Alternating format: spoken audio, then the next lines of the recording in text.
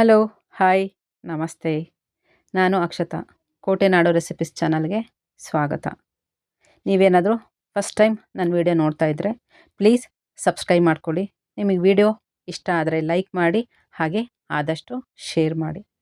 ಇವತ್ತು ನಾನು ಮಾಡ್ತಿರೋವಂಥ ರೆಸಿಪಿ ರಾಗಿಯನ್ನು ಬಳಸಿ cake. No maida, no sugar, no egg. Healthy ragi cake. ಯಾವುದೇ ಎಗ್ ಹಾಕದೇ ಕೂಡ ತುಂಬ ಸ್ಪಾಂಜಿಯಾಗಿ ಕೇಕ್ ಹೇಗೆ ಮಾಡ್ಬೋದು ಅಂತ ನೋಡೋಣ. 1 ಕಪ್ಪಷ್ಟು ಬೆಲ್ಲ, ಪುಡಿ ಬೆಲ್ಲ ಕೂಡ ಯೂಸ್ ಮಾಡ್ಕೋಬೋದು. ಅರ್ಧ ಕಪ್ಪಷ್ಟು ಮೊಸರು, ಹಾಗೆ 1/4 ಕಪ್ಪಷ್ಟು ಸನ್ಫ್ಲವರ್ ಆಯಿಲ್. ಈಗ ಇದಕ್ಕೆ ಅರ್ಧ ಕಪ್ಪಷ್ಟು ಕಾಸಿ ಆರಿಸಿರುವಂತಹ ಹಾಲು. ಈಗ 1 ಸ್ಪೂನಷ್ಟು ಬೆಣ್ಣೆ. ಈಗ ಇದನ್ನು ಚೆನ್ನಾಗಿ ಕಲಿಸ್ಕೋಬೇಕು. ಬೆಲ್ಲ ಇದರಲ್ಲೇ ಕರಗಬೇಕು. ಬೇಕಿದ್ದರೆ ಪುಡಿ ಬೆಲ್ಲ ಹಾಕೋದ್ರಿಂದ ಬೇಗನೆ ಕರಗುತ್ತೆ.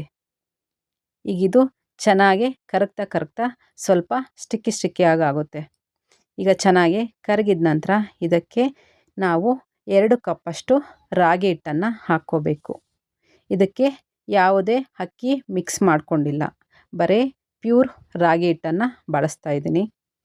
ಈಗ 2 ಕಪ್ಪಷ್ಟು ರಾಗಿ ಹಿಟ್ಟು ಹಾಕ್ಬಿಟ್ಟು 2 ಸ್ಪೂನಷ್ಟು ಕೋಕೋ ಪೌಡರ್ನ ಮಿಕ್ಸ್ ಮಾಡ್ಕೊತಾ ಇದ್ದೀನಿ. ಈ ಟೇಸ್ಟ್ ಕೂಡ ಸೇಮ್ ಚಾಕ್ಲೇಟ್ ಕೇಕ್ ಇದ್ದಾಗೆ ಇರುತ್ತೆ. ರಾಗಿ ಬಳಸಿ ಕೇಕ್ ಮಾಡಿದ್ದೀವಿ ಅಂತ ಗೊತ್ತೇ ಆಗೋದಿಲ್ಲ. ಈಗ ಇದಕ್ಕೆ 1 ಸ್ಪೂನಷ್ಟು ಬೇಕಿಂಗ್ ಪೌಡರು, 1 ಸ್ಪೂನಷ್ಟು ವೆನಿಲಾ ಎಸೆನ್ಸ್, ಈಗ 1/4 ಸ್ಪೂನಷ್ಟು ಅಡುಗೆ ಸೋಡಾ ಪುಡಿ, 1 ಚಿಟಿಕೆ ಉಪ್ಪು.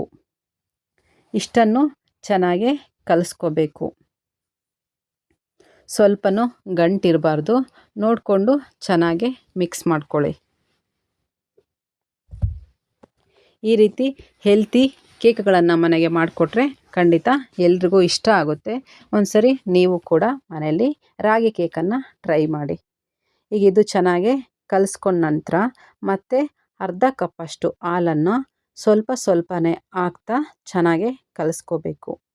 ಇದು ಹೇಗಿರಬೇಕು ಹಿಟ್ಟು ಅಂತಂದರೆ, ನಾವು ಇಡ್ಲಿ ಎಲ್ಲ ಮಾಡ್ಕೊಳ್ಳುವಾಗ ಇರುತ್ತಲ್ಲ ದಪ್ಪ, ಅಷ್ಟು ಹಿಟ್ಟು ಗಟ್ಟಿ ಇರಬೇಕು.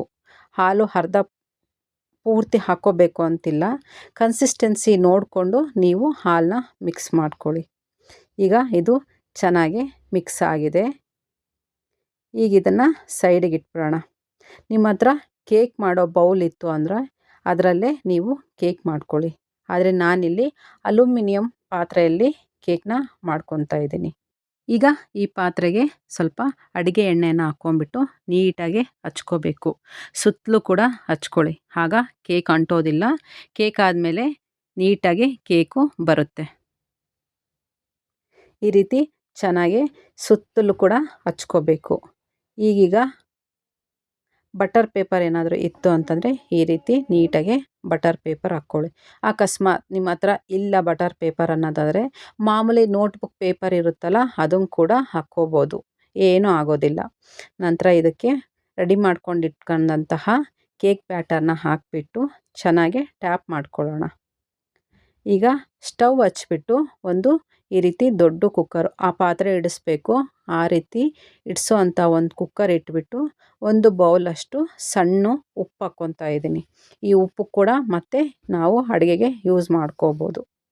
ಈಗ ಇದರ ಮುಚ್ಚಳನ ಮುಚ್ಕೋಬೇಕು. ಯಾವುದೇ ರೀತಿ ಗ್ಯಾಸ್ಕೆಟ್ ಹಾಕಿಲ್ಲ, ಹಾಗೆ ವಿಜಲ್ ಕೂಡ ಹಾಕಬೇಡಿ. ನೀಟಾಗಿ ಮುಚ್ಚಿಬಿಟ್ಟು 5 ನಿಮಿಷ ಚೆನ್ನಾಗಿ ಹೈ ಫ್ಲೇಮಲ್ಲಿಟ್ಟು ಬಿಸಿ ಮಾಡ್ಕೊಳ್ಳೋಣ.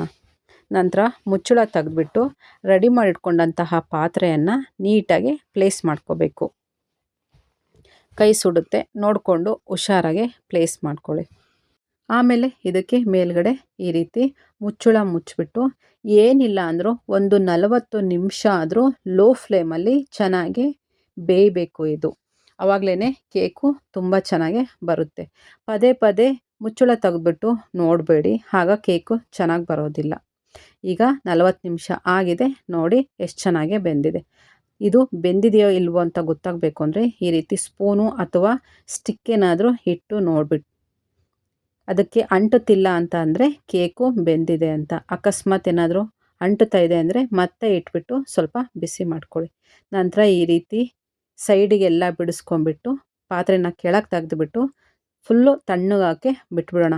ನಂತರ ಪಾತ್ರೆ ಉಲ್ಟಾ ಮಾಡಿಕೊಂಡ್ರೆ ಕೇಕು ಆರಾಮಾಗಿ ಬರುತ್ತೆ. ಈಗ ಮೇಲ್ಗಡೆ ಪಾರ್ಟ್ಸ್ ಎಲ್ಲ ಕಟ್ ಮಾಡಿ ತೆಗ್ದಿದ್ದೀನಿ. ನೋಡಿ ಕೇಕು ಯಾವ ರೀತಿ ಬಂದಿದೆ. ಇದು ಮಾಮೂಲಿ ಮೈದಾ ಎಲ್ಲ ಮಾಡುವಾಗ ಬರುತ್ತಲ್ಲ ಕೇಕು, ಆ ರೀತಿ ಖಂಡಿತ ಇರೋದಿಲ್ಲ. ಅದು ಸ್ಟಿಕ್ಕಿಯಾಗಿ ಅಂಟ್ಕೊಳ್ಳುತ್ತೆ. ಆದರೆ ಈ ರಾಗಿ ಕೇಕು ತುಂಬಾ ಸಾಫ್ಟ್ ಆಗಿರುತ್ತೆ, ಫುಲ್ಲು ಸ್ಪಾಂಜಿ ಆಗಿರುತ್ತೆ, ಮುಟ್ಟಿದ್ರೇ ಬಿದ್ದೋಗ್ಬಿಡುತ್ತೆ ಅನ್ನೋ ಹಾಗಿರುತ್ತೆ. ಹಾಗಾಗಿ ನೋಡಿಕೊಂಡು ಹುಷಾರಾಗಿ ಕೇಕನ್ನು ಕಟ್ ಮಾಡ್ಕೊಳ್ಳಿ. ನೋಡಿ ಯಾವ ರೀತಿ ಬಂದಿದೆ. ಟೇಸ್ಟ್ ಮಾತ್ರ ತುಂಬಾ ಚೆನ್ನಾಗಿರುತ್ತೆ. ಬರೀ 2 ಸ್ಪೂನಷ್ಟು ಅಷ್ಟೇ ನಾವು ಕೋಕೋ ಪೌಡರ್ ಹಾಕ್ಕೊಂಡಿರೋದು. ಆದರೆ ಚಾಕ್ಲೇಟ್ ಕೇಕ್ ತಿಂದಷ್ಟೇ ಟೇಸ್ಟ್ ಇರುತ್ತೆ. ಒಂದ್ಸರಿ ನೀವು ಕೂಡ ಮನೆಯಲ್ಲಿ ಟ್ರೈ ಮಾಡಿ. ಹೇಗೆ ಬಂತು ಅಂತ ಕಮೆಂಟ್ ಮಾಡಿ. ಆದಷ್ಟು ವಿಡಿಯೋಗಳನ್ನು ಶೇರ್ ಮಾಡ್ಕೊಳ್ಳಿ. ಈ ರೀತಿ ಹೆಲ್ತಿ ಕೇಕುಗಳು ರೆಸಿಪಿಗಳು ಮನೆಯಲ್ಲಿ ಟ್ರೈ ಮಾಡ್ಕೊಳ್ಳಿ.